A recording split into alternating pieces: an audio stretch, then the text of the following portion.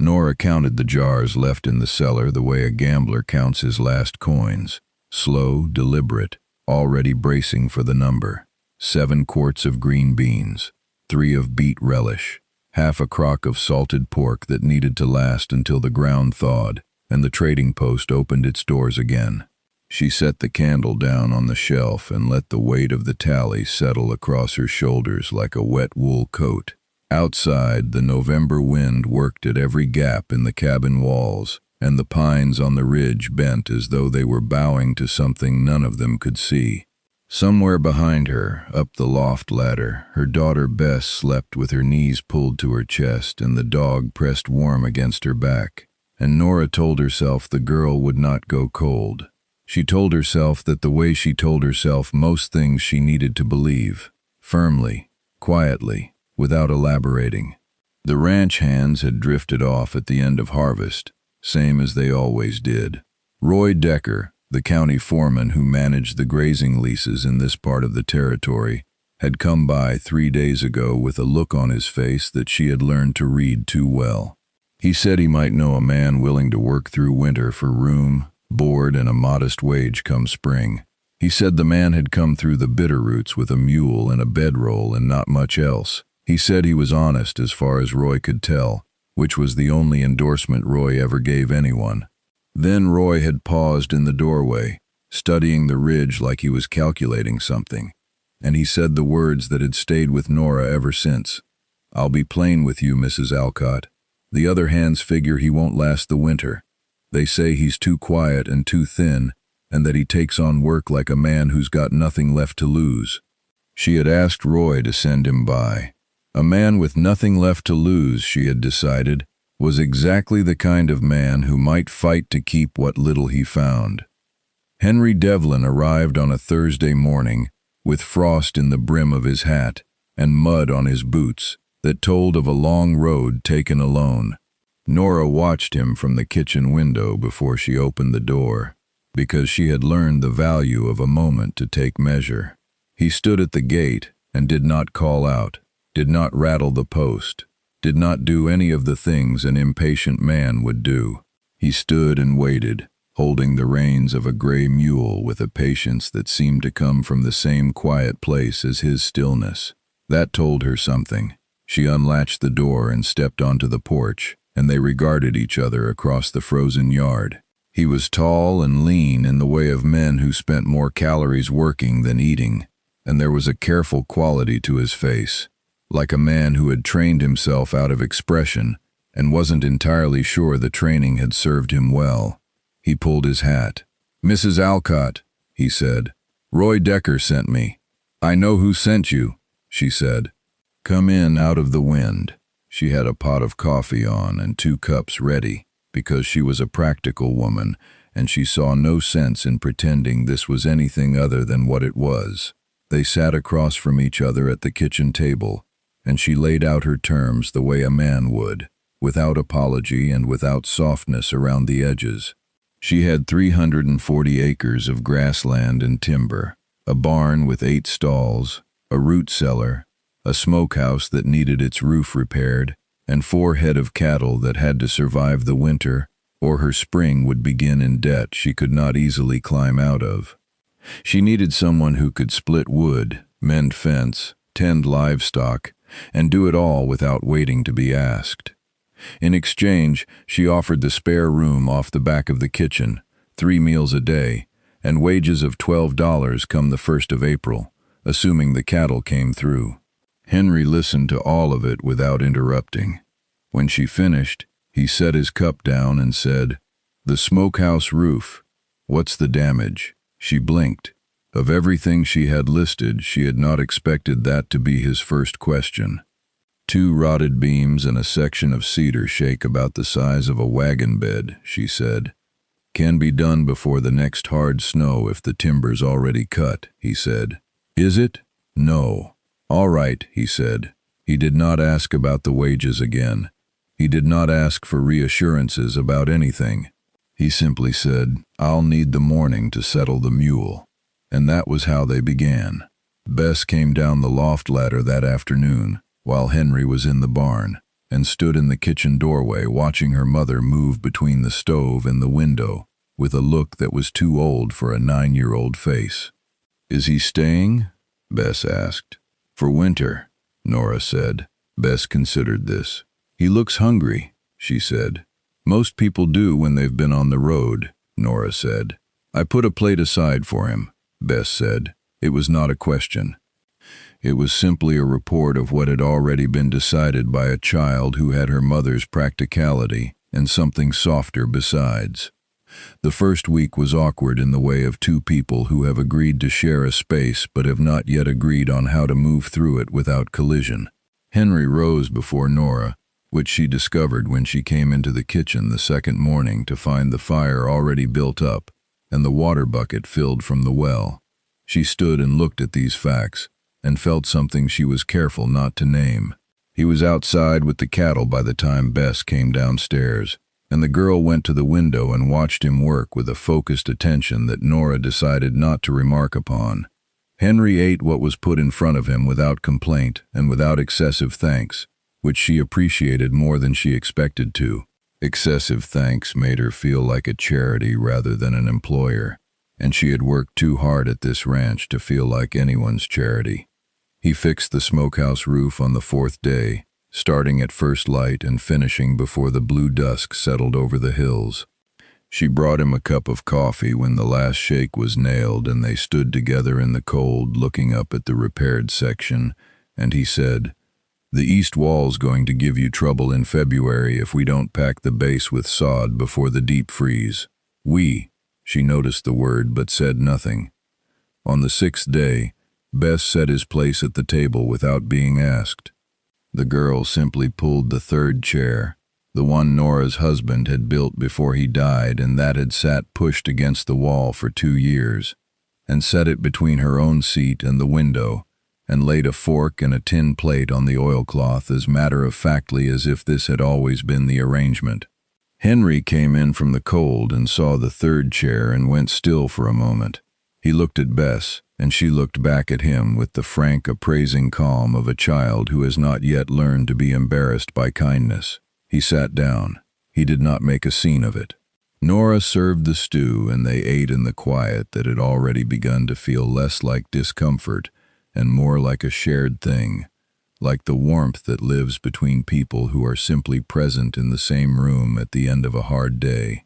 After supper, Henry stayed at the table and mended a harness by lamplight, while Nora repaired the elbow of Bess's coat, and Bess drew pictures of horses on the back of an old almanac page, and none of them spoke very much, and none of them needed to.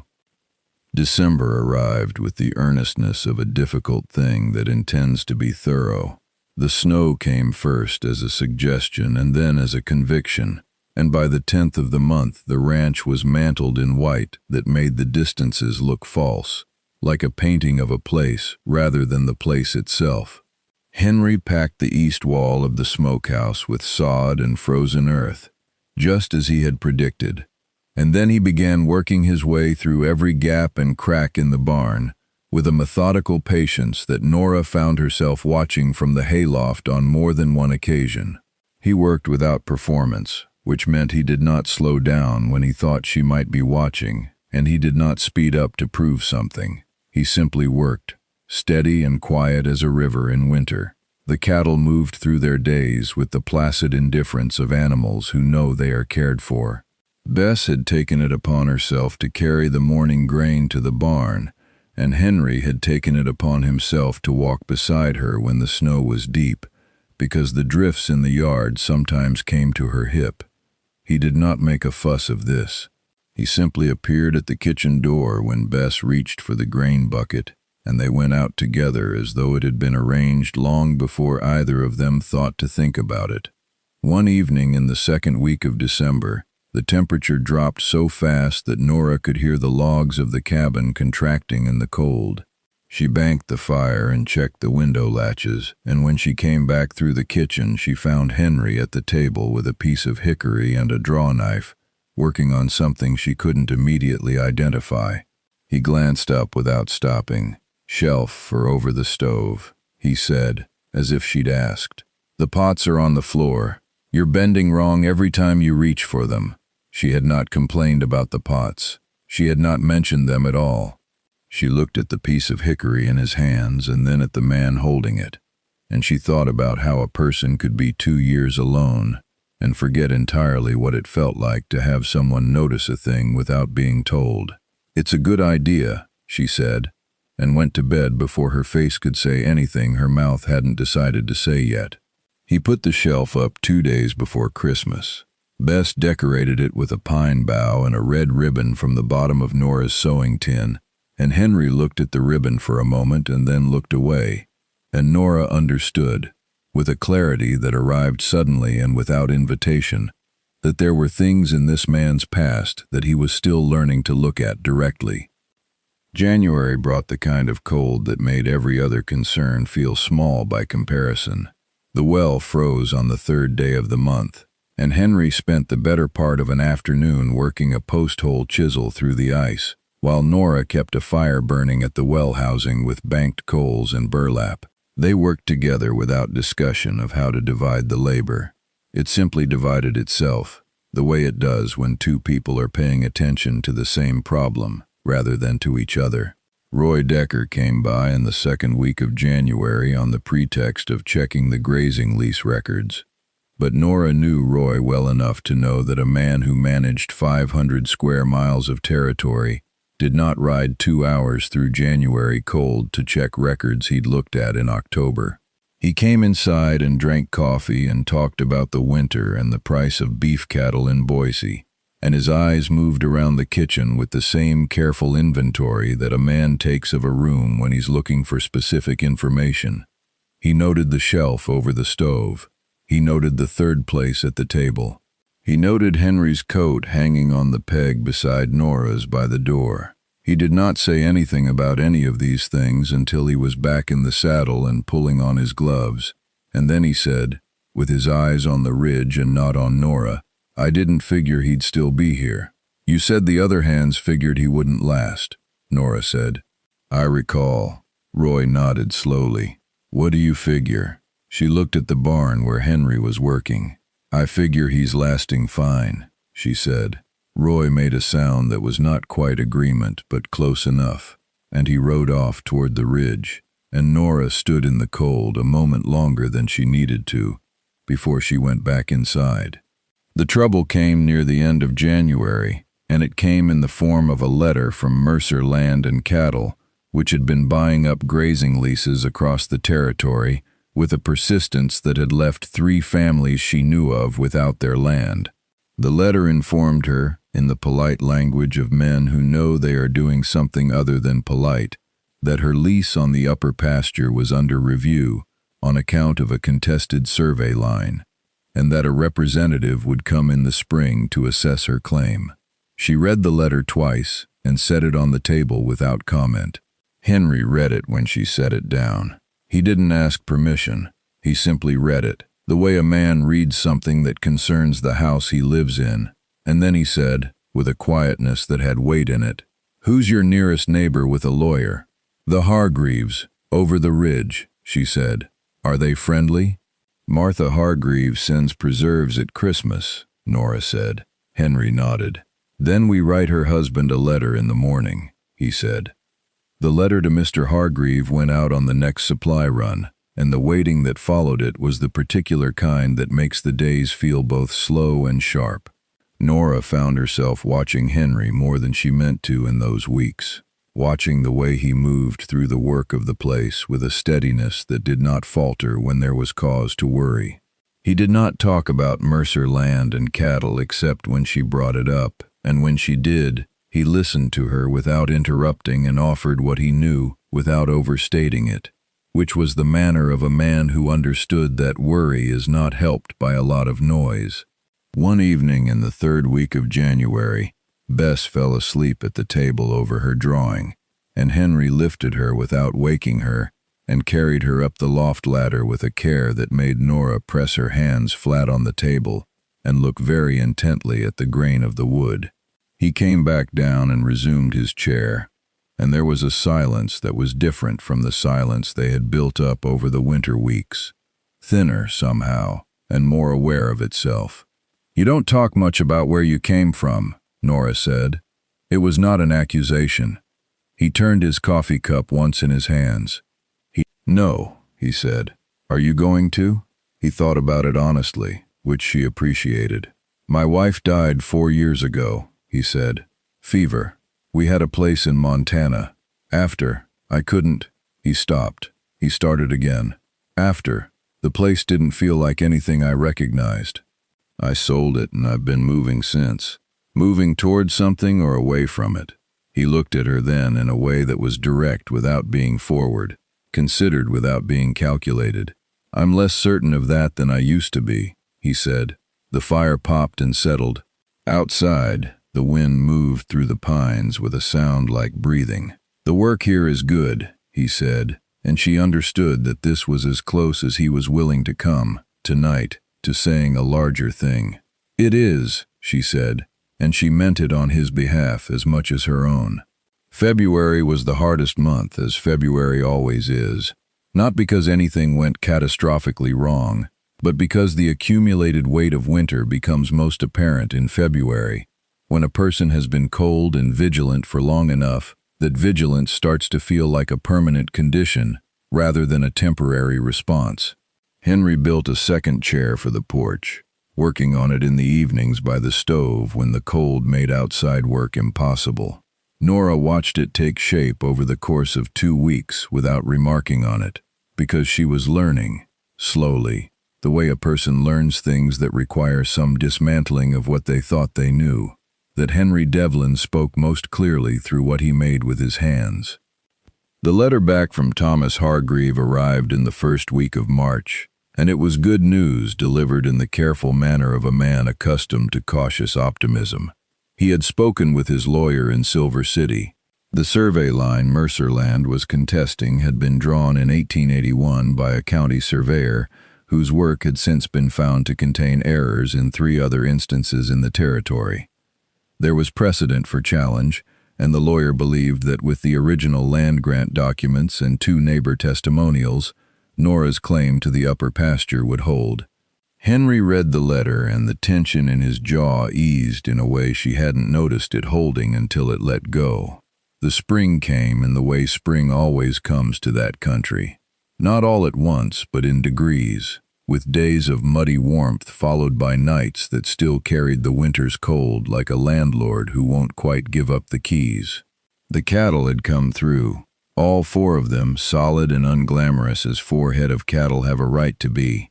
The land was greening at its edges, and the upper pasture, still hers, was beginning to look like what it was, good grass for a future she was starting to let herself imagine. It was Roy Decker who brought the thing to a head, the way Roy sometimes did without meaning to, or sometimes with more intention than he let on. He came by in the 3rd week of March, and this time he did not pretend about the grazing records. He sat down, drank his coffee, and looked at Henry across the table with an expression that was friendly enough on the surface and contained a test beneath it. "Spring's here," Roy said. "Wages come due 1st of April, the way I heard the arrangement." "They do," Henry said. "You have plans after that?" Roy asked. The question landed in the kitchen and sat there. Nora kept her eyes on the stove. "I have work to finish," Henry said. "The pasture fence on the north section needs another month at least." Roy looked at Nora. Nora looked at the stove. "Is that right?" Roy said slowly, as if he were taking careful measurements of each word. "That's right," she said. Roy set down his cup, and there was a satisfaction in the set of his mouth that he did not bother to conceal. He rode out 20 minutes later, and the kitchen was very quiet. Henry was still at the table. Nora stood at the stove with her back to him for a long moment, and then she turned around, because she was not a woman who settled things with her back to them.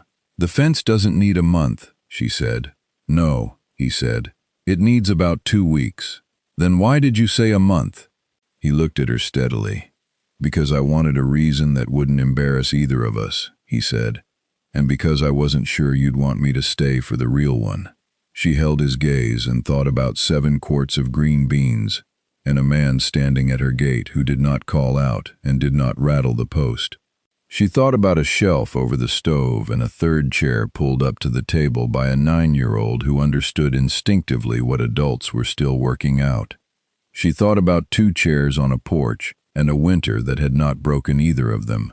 "Stay for the real one," she said.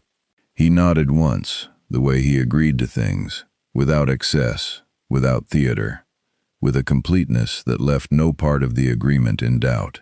He reached across the table and covered her hand with his, briefly, warm and certain, the way a man lays a stone in a foundation wall, with the intention of everything that will be built on top of it. Bess came down the loft ladder at that moment with the infallible timing of a child who has no idea what she has interrupted and yet arrives precisely when she is most needed, and she looked at the two of them and then at the table and said, "Is it supper time?" "Nearly," Nora said. "Set 3 places," Henry said. Bess went for the plates with the practical efficiency of a child doing a task so familiar it required no thought at all. And Henry's hand was still warm from where it had covered Nora's, and the kitchen smelled of wood smoke and the first open window of spring. And outside on the porch the 2 chairs sat side by side in the late afternoon light, waiting with all the patience of things built to last. There is something the frontier teaches that no school book quite manages to put into words, and that is this: a home is not the place you arrive at. It is the place you build, day by day, through 10,000 small acts of showing up. Henry Devlin showed up in November with frost on his hat and doubt in the air around him, and he was still showing up when the snow melted and the pasture greened and the cattle walked out into the spring like they owned the good earth. Nora Alcott opened her cellar and her kitchen and her carefully guarded sense of what was possible, and she found that what she built there held more than she had planned for. And Bess, that wise and ordinary child, she just set the plate and pulled up the chair, the way the truest things always begin, simply, without apology, and with full confidence that there will be room enough for everyone at the table. If this story put a warmth in your chest tonight, I want to hear from you. Drop a comment below and tell me. Have you ever had someone stay in your life not because the contract said so, but because leaving had stopped making sense? That is what I'd love to know. If you haven't yet, please subscribe and come back. There are more stories from the old frontier waiting for you, and every one of them is about ordinary people who chose each other in extraordinary ways. Until then, travel well, hold your people close, and God bless you everyone. Good night.